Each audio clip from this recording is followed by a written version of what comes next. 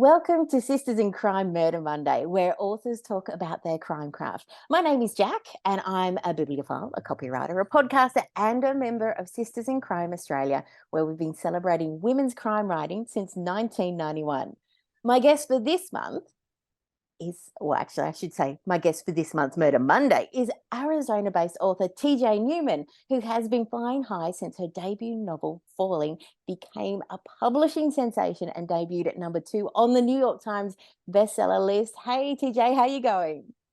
Hi, Jacq. I'm great. How are you? I'm good. So just a little bit of information about TJ. She is a former bookseller and a flight attendant whose first novel was named a Best Book of the Year by USA Today and Esquire, among many others. It's been published in over 30 countries. It will soon be a major motion picture from Universal Pictures. And for many, this may seem like overnight success, but TJ did have to put the hard yards in 41 times before finding a literary agent that eventually led to a book deal. That is phenomenal, TJ. And talk about grit. That is awesome. Thank you so much. It's nice to be on this side of it because boy, I tell you what, those 41 rejections were tough. I felt each and every one of them. So I can imagine. But the yeah, thing is, sorry, go ahead. No. I was about to say, it's phenomenal, but there's another book. And so I was just going to say, could you give us an elevator pitch for your next novel in the series, which is called Drowning? Absolutely. My next book is called Drowning, and it tells the story of the rescue of Flight 1421, a flight from Honolulu to San Francisco that crashes into the ocean 6 minutes after takeoff. The passengers immediately evacuate until an explosion forces those who didn't get out in time to close the doors. It's too late. The plane floods and sinks, with 12 people trapped inside, including a father and his 11-year-old daughter. So now their only hope at survival lies with an elite rescue team on the surface led by her mother and his soon-to-be ex-wife. And you know what? I've been holding my breath while you said that. It's like the plane is sinking in my head, and I'm just like, I love that. That's how it felt writing it at times, because you're in a plane that's, headed to the bottom of the ocean and then teetering on the edge of an undersea cliff. And yeah, I had to remind myself to breathe every once in a while. Oh, wow. Well, I suppose we better get on with our questions about the writing craft. Ooh, what started you on a life of crime? On a life of crime or writing about crime?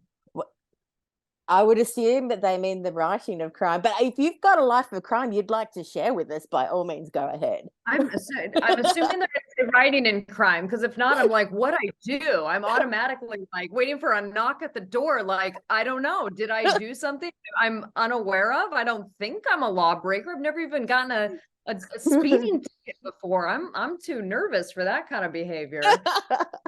Which I guess is why I get it all out, on the page, because I'm not that person in real life. It's funny. I just did this podcast with another female crime writer, and we were talking about exactly this, like, these dark stories that we come up with full of peril. She's written a series, Meg Gardner, of the Unsub series. We haven't read, she's brilliant.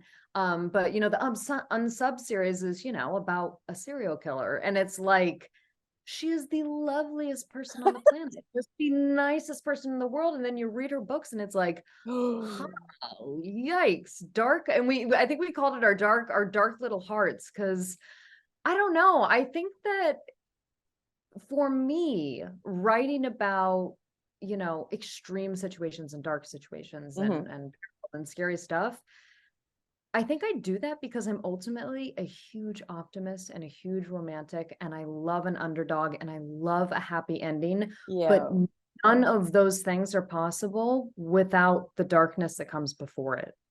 And I think that that's why I write in that way, because I ultimately want to get to a happy ending. I want to cry. I want to feel, the gushy stuff, and you don't enjoy that as much if you don't also go to the darkness, because that's life. Life is both.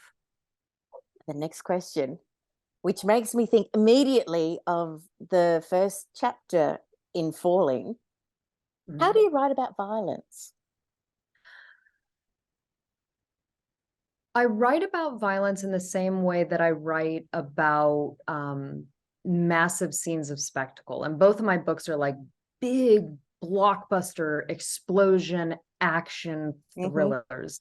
And the way that I've found and the way that I've seen it done best to handle a situation like that, and I'm including violence in that, is to rein it in, to not sensationalize it, to Yeah, make it as simple and straightforward as it is. Because if you're writing about an explosion, the explosion should take care of itself just by its own nature. You don't need to really spice up an explosion.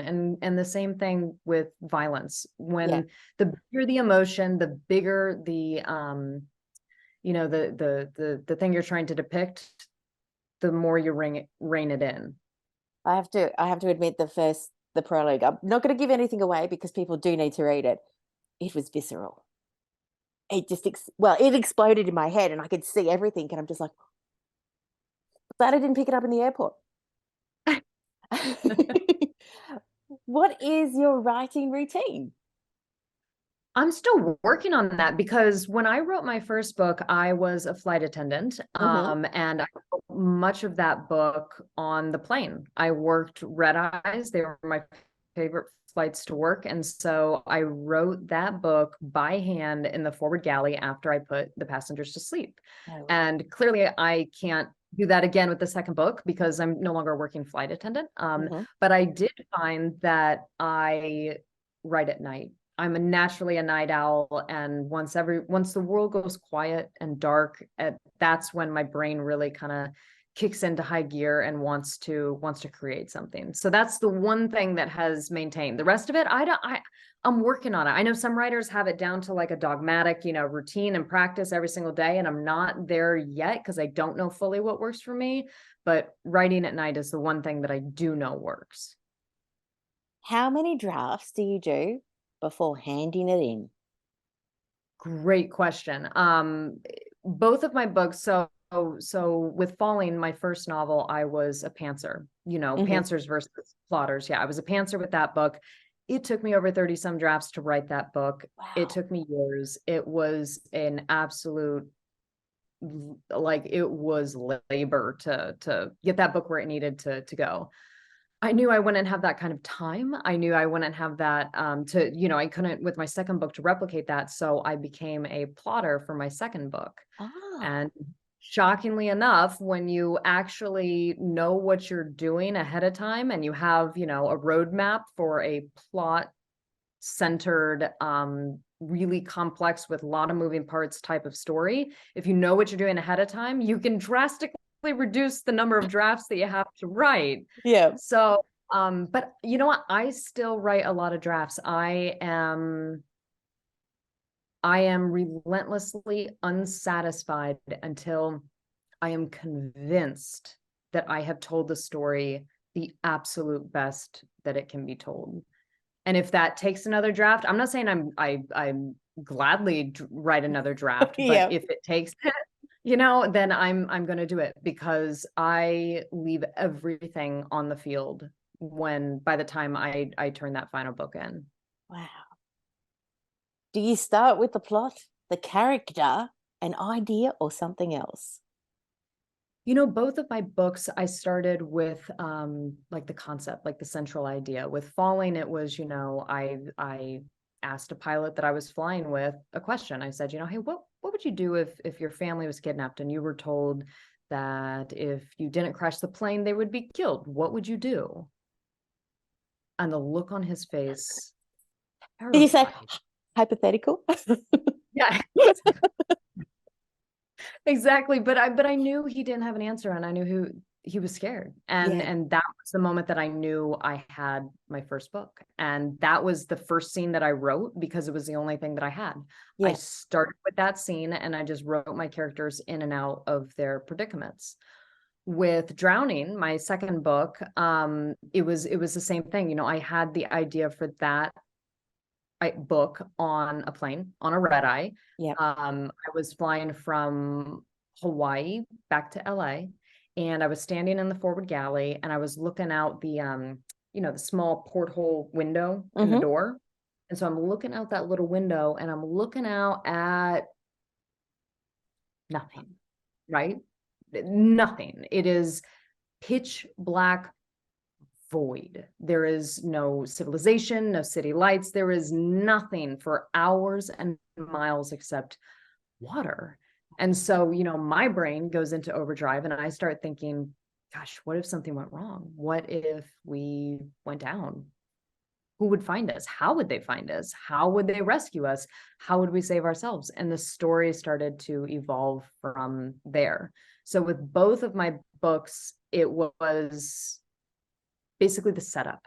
I started with the setup and then dug into, okay, I know what this is about. Now, who is this about? And then the next question is, who are the people that are in these situations? Because both books feature, everyday people in extraordinary circumstances on the worst day of their life. And so when you put an ordinary person like that, the first question you have to ask is, who is that person and what is this going to bring out in them? Yeah. Wow. Awesome answer. What is the hardest part about being a writer? Getting out of your own way, the voice in your own head. I think for me, at least, that's the hardest part, is just silencing the inner critic and saying, just put it down on paper. I've got this great sign that hangs above my desk. That's an embroidered canvas that says, paper will put up with anything that's put on it. And I have to remind myself of that all the time, that it's like, the paper doesn't care. Do whatever you want to it. Write a bad page, write a good page. Paper doesn't care. And right now it's just you and the paper. And getting to that point where you can step out of your own way and just see what comes out, that to me is the hardest part. And I think it's getting easier. Maybe I'm getting better at getting out of my own way, but that to me is the hardest part. It's a fantastic saying. Isn't it? It's a really good creed to live by. How did you come across it? So a friend of mine, actually, whose name is Jacq Ellem. Great name. Yes, my friend Jacq, she was moving from Chicago to San Diego because she was becoming a writing professor at the University of San Diego. And so she was like selling some of her stuff and getting rid of some of her stuff. And she was like, does anybody want this? And she like took a picture of it and put it on Instagram. And I was immediately hand in the air, like, yes, ship it out to me. I want that. I need that. Yeah. So it came from a writer named Jacq. What a wonderful little weird connection just now. It's serendipitous, isn't it? It is serendipitous for sure. Past this, when this podcast comes out, I'll have to make sure she has a link so she can hear it. Fantastic. Okay, I got a little bit off point. Sorry, back to the questions. Who is your favorite crime character? Now, this could be any crime character at all. Gosh, that's a great question. That's a really good question. You know who the first one that came to my mind, and I don't know if this is a cop, get any better than Sherlock Holmes? Oh, it's a classic. It's a classic. I love that. I think that some of those, those early Sherlock Holmes that I read were kind of, some of the first books that made me love that. Ooh, I got to turn the page. I gotta find out. That was, I don't know. That was the first character that came to mind. So I'm going to go with that one. Why not? This question that we've got now is generally a hypothetical, but in your case, we'll see if we can get some inside word. Who will play your main character? So who would you love to see play Bill, and who would you love to see play Carrie?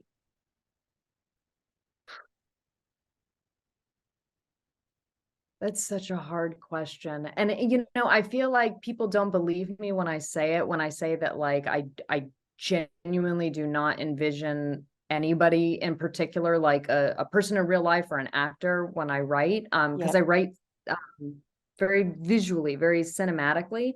But both of my books have been fortunate enough to be optioned for movies, which is incredible. But I don't know. I really don't have a specific person. And I think, anytime that I envision someone as I'm writing, it's usually like more of a vibe, right? Like Jeff Goldblum in Independence Day, that kind of vibe, but not actually him. Because I feel like if I'm writing a character and envisioning Jeff Goldblum, I'm writing the character as Jeff Goldblum, right? Whereas Yeah. an actor is a character, not the other way around. So I always feel like I try to really avoid visualizing someone specific, because it's just going to color who this character is. And this character needs to find out who they are on their own. I'll leave it at that, because we don't want to press the point, because we don't want to, there's probably a non-disclosure about the whole thing and how it goes forward. Yeah, if I say too much, there's going to be a knock on the door. There's my crime. There's my, my life in crime right there. Are you tempted to put too many facts into your fiction, having the background that you do? That's a great question. So I researched extensively for both of my books, because they both deal in worlds that are very technical, very detail oriented. The way I approach research is I immerse myself in it and give myself as much information as possible, and then I try to pull a Hirschfeld. Do you know Al Hirschfeld, the cartoonist? He's a cartoonist, very famous. You'd recognize his work if you saw it. And basically, like his work, he does caricatures of celebrities. Yeah. And it's fascinating to look at his work, because like with 4 brush strokes that are just seemingly 4 brush strokes, all of a sudden you go, oh, it's Liza Minnelli. Like, he captures the essence of whatever that person is in the most minimal way possible. And that's what I try to do with research, is capture exactly what is necessary to explain and is necessary for the story, but nothing more. Because for me, the research and the details, it can be distracting, especially if that's not your world. And so I don't want it to detract from the plot, which I work really hard at to keep moving at a very, very fine clip. So that's sort of my research method, is the Hirschfeld method. No, that makes perfect sense. So I'm picking up what you're putting down. And now, I mean, time's just galloped past, and it's time for our final question. Right. And I know that you've said you're not criminal, but how would you get away with murder? The first thing that came to mind was, I wouldn't. Like, I don't think I'd get away with it. I don't think I could pull it off. I'm not a good liar, and I'm not, good at covering that up. I'm a great liar when it comes to something like, a surprise birthday party. If you got a surprise birthday party or something like that, you will never get it out of me. I'm great at lying about things like that, but like an actual thing I'm trying to cover up and lie, my face turns bright red. I'm just a mess. So that's my answer. I wouldn't. No matter what it is, I would be caught. I would not get away with it. TJ, thank you so much for joining us today on Murder Mondays. I know that you're going to find an incredibly enthusiastic audience here in Australia, not only for your books, because they're phenomenal, but also for the movies when they come out. Thank you so much for your time all the way from Arizona. Really appreciate it. Oh, it was my pleasure to be on. This was really, really fun, and those questions were great. So thank you for those questions. This was a lot of fun. Murder Monday interviews are available on Sisters in Crime YouTube channel at 6 p.m. once a month on a Monday. TJ, thank you. Thank you.